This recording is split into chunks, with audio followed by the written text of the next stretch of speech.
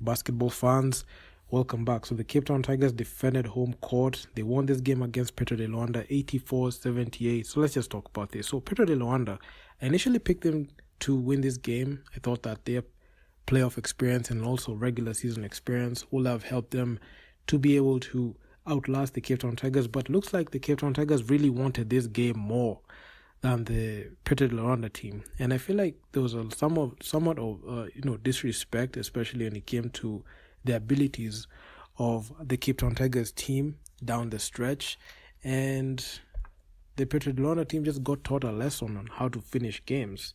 And considering the fact that the Petro de Luanda team are the most experienced, and that this is a team that has been in every single season for the BAL, I expected them to be able to take care of business, but they weren't able to. And the shooting from three has been quite atrocious. I know they already clinched the playoffs, so we're just waiting to see the FUS Rabat versus Cape Town Tigers, which is going to be the final game to close out the Kalahari Conference. And it's been a great ride. So this is the last game we're going to see the Petro de Luanda team play, and we're just going to wait to see how they're able to play in the playoffs and who they're going to match up against. But the Cape Town Tigers, we have one more game that you're going to see. They're going to match up against the FUS Rabat team. But shooting from three has been an extreme sport for the Petro de Luanda team, and they've really struggled. And they were 4 of 27. So out of 27 attempts, they only made 4 of them, which is 14%. So the thing that has dropped their field goal percentage at that was the inability to knock down the three ball consistently. Even in the past few games that we have covered here on this channel, we have seen the Petro de Luanda team really struggle, especially when it comes to shooting the three ball, which is something that they need to go and check out.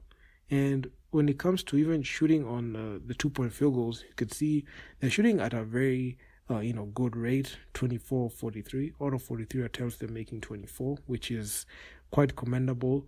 But their inability to knock down the three ball is really alarming.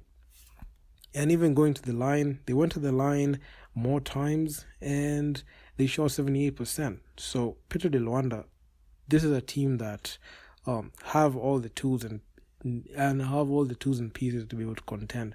But the Cape Town Tigers really wanted it more in this game, and full credit to them because they knew what they needed to do. And at some point in the fourth, you could have seen the Petro de Luanda team were just losing their edge, especially when it came to the offensive side of the ball and defense side of the defense side of the ball, because at some point you could see there was a lot of second guessing, especially when it came to the plays, and Cape Town Tigers could be able to read them, and they really wanted in more in that. And when it came to the other auxiliary stats like points from turnovers, Cape Town Tigers, they grabbed that one. They grabbed them second chance points. They had similar steals. They were tied in steals with the Petro de Luanda team with 6 steals. But when it came to the assists and the total rebounds, you could see the Cape Town Tigers really were out-muscling the Petro de Luanda team. Even at the half, the Cape Town Tigers were up at that. And one thing that I must say is this, right? We've seen a couple of times the Petro de Luanda, when it really matters the most, they kind of fold. Because I saw this whole same situation when they matched up against the USM in the finals. They kind of, I don't want to say capitulated, but they just folded, especially when it came to like the second half. So that's one thing that they need to figure out. And Cape Town Tigers, they're barely, they have been in the BAL, but given like the experience the Petro de Luanda team have, I did not expect them to go out like this, because this game was clutch and they were not able to execute well, especially on the offense.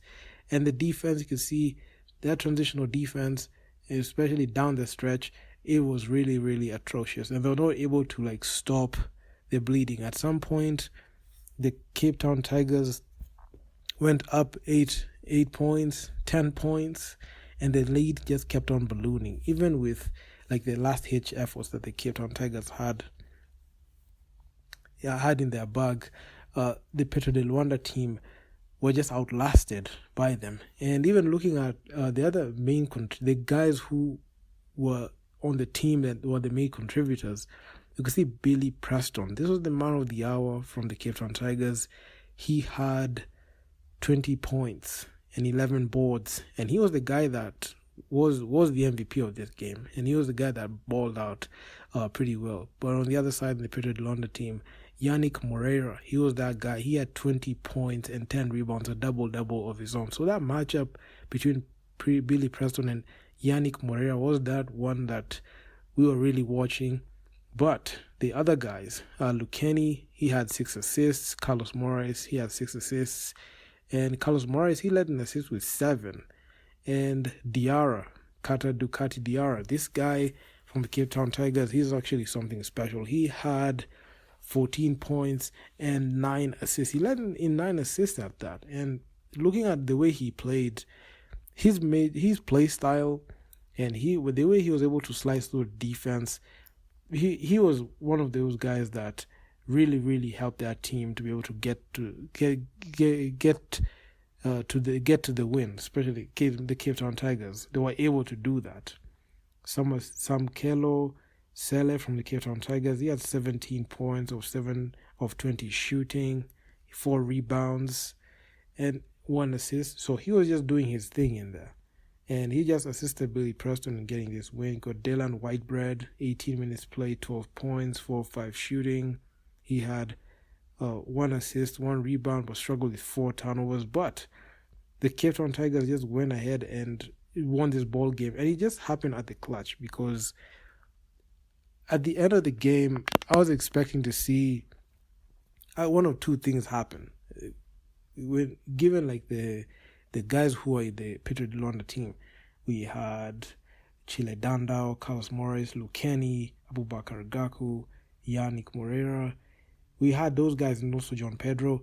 We had those guys who were supposed to be able to will that team. And for one rarity, the captain of the team, Carlos Moraes, 31 minutes played, he had 0 points of 0 of 8 shooting from the field. And he attempted 7 threes, he couldn't make any. Didn't even draw fouls to go to the line. So this was actually quite alarming. Your star player going with a dead game of 0. So that was one thing that was really, really surprising. Lucchini, 8 points, 3 of 6. Didn't make a lot of shots. Didn't attempt a lot of shots to be able to get his field goal percentage up. But when he went to the line, he scored 2 of them. Abubakar Gaku. Some players here with their production, with the minutes that they're getting, they really, really had an underwhelming game. And John Pedro, he played 14 minutes, 30 seconds, 4 points, 2 of 4 shooting. He was there at the post-game presser, but looking at the way some of the players that are supposed to be playing well, they just had a bad game. You can see Chile Dandao, he really, really struggled. The definition of inconsistency, 30 minutes played, 10 points, 2 of 10 shooting, 1 of 7 from downtown, and he was 5 of 6 from the line. And majority of these points came from the line. They didn't even come from him being able to make an inside shot. He only made 1 3 and 1 2. So that was actually quite shocking. And he had 3 turnovers. Not a good look at all. And Lucchini, you could see he had 8 points only. We had John Pedro only 4 points. He had a couple of players who were listed as DNPs in there. Ganson Domingos didn't play. Aguinaldo, Neto didn't play. So he only played 2 minutes, but man, he didn't do anything at all. But honestly, their rotations, I don't know. Coach Jose Neto just has to figure out a way to be able to on a high stakes game and a game that they're supposed to do something. He needs to find a way to be able to get his pieces involved and know his rotations and know what teams for the first unit and the second unit to be able to win it. But Cape Town Tigers wanted this win more, and they were able to defend home court.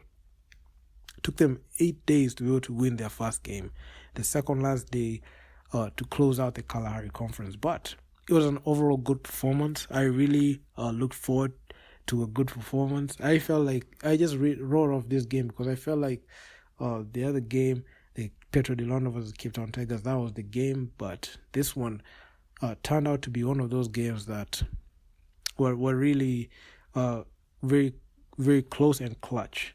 And Petro de Luanda just got smacked in the face by FAS Rabat in the first day.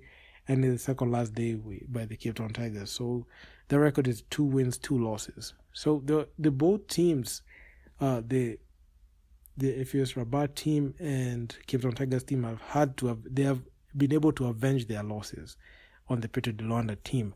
And the good thing is, Petro de Luanda, even despite this loss, they were able to clinch position in the playoffs. So the next time we're going to see them play is going to be the playoffs in Rwanda. So that's going to be in May through June. So hopefully we can be able to see more of that. And I'm excited to see all this way through. So that was the video. So if you guys like the video, make sure to leave feedback down in the comments on what you think about this whole game, what you think about this whole BAL.